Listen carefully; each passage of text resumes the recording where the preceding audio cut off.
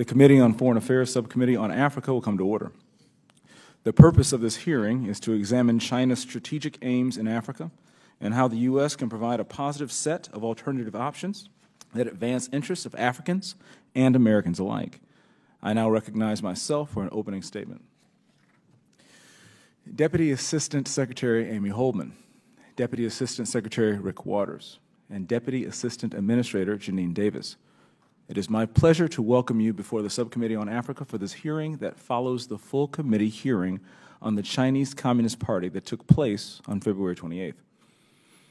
I want to begin by asking for a moment of silence for the World Food Program staff who were killed in the fighting in Sudan.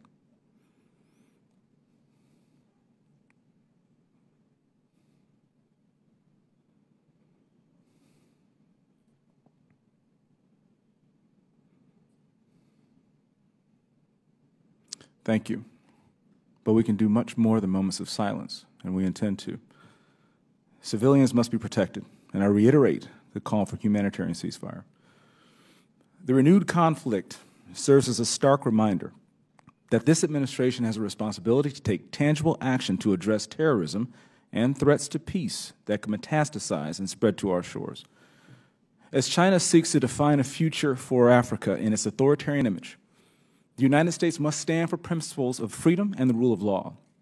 China aims to become the preeminent economic and military power in the world by 2049, the 100th anniversary of the Chinese Communist Party.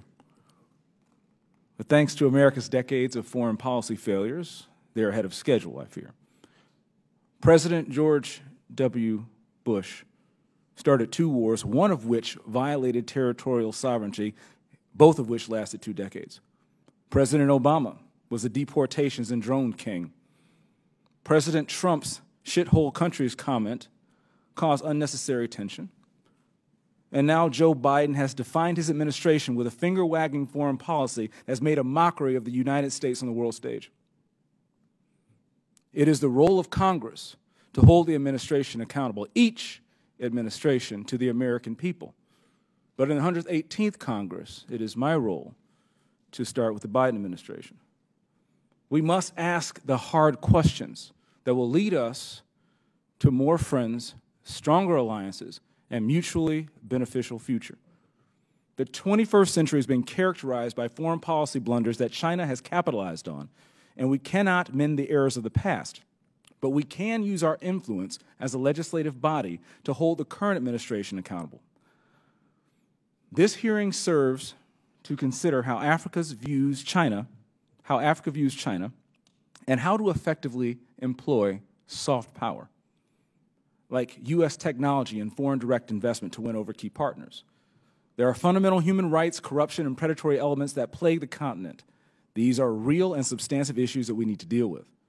There is also opportunity to identify successful partners and to deploy U.S. diplomatic development and global leadership to advance U.S. strategic interests and ensure the mutual benefit of African nations. The ambitions of the CCP has for Africa are the ambitions they've had for the United States. It's crucial we nip them in the bud, but again, we need friends. That is why, in a world where America is no longer the only choice, we must return to being the most desirable. We must, as Teddy Roosevelt said, speak softly and carry a big stick. It is in our vital national interest to ensure that when nations have a choice between America and China, they choose America first. Beijing has consistently prioritized the African continent and assigns it as a central role in its foreign policy. China's foreign ministers have chosen African countries as their first overseas trips each year since 1991, and Xi Jinping has visited the continent 4 times, most recently in 2018. More must be done by the executive to consistently engage African leaders at the highest levels of our government. By 2050, 1 in 4 people on the planet will be African, making the continent home to an enormous economic and manufacturing potential. However, currently, Chinese companies operate near monopolies in a litany of critical sectors while committing flagrant human rights violations. In the Democratic Republic of Congo, a country with over 2/3 of the world's cobalt deposits, CCP-linked companies own 15 of the 19 cobalt-producing mines. This provides Beijing with control over a supply chain crucial for our economic and national security.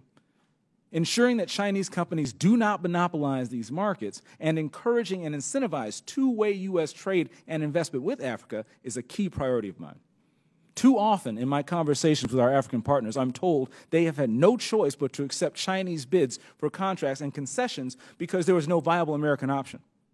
The U.S. government must be more proactive in coming up with measures to unleash the power of the U.S. private sector. I was very glad to see Chairman McCall introduce the Prosper Africa Act last Congress on this issue. And I look forward to working with Chairman McCall and anyone else in furthering this initiative. Similarly, the African Growth Opportunity Act, AGOA, a trade preference agreement with African countries, is up for reauthorization in 2025. As the Subcommittee on Africa, it is our responsibility to investigate ways to increase the effectiveness of this program, and I look forward to hearing you discuss how your institutions are utilizing AGOA to further our bilateral relations around the continent.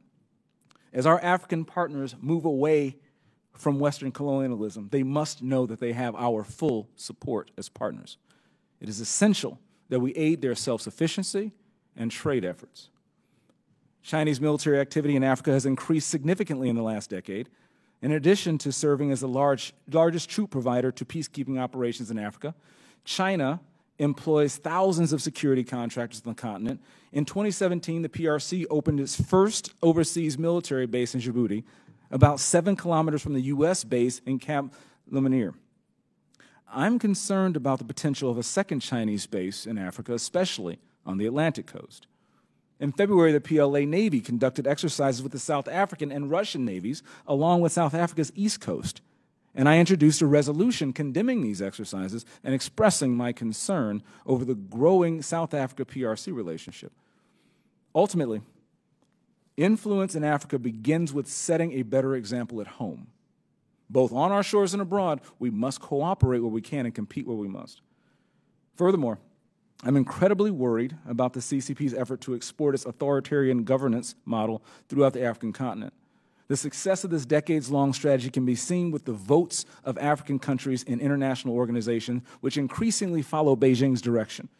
Yet polling consistently follows that Africans, particularly young Africans, want democratic governance. The United States must stand with the people of Africa and for the principles of freedom and rule of law as China seeks to define a future for Africa in its authoritarian image. The PRC's claims that they do not meddle in domestic affairs of African nations has been proven false.